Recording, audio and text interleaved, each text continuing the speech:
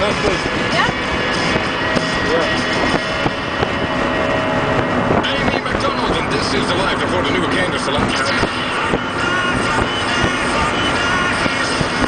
Ja, vandaag is dus de dag dat de website zijonline.nl in is kwam met het toch wel grote nieuws. Groot nieuws.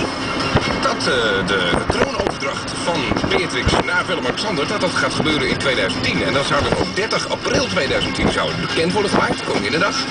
En 31 augustus 2010, dan zou het gaan gebeuren. Hoe ze het weten?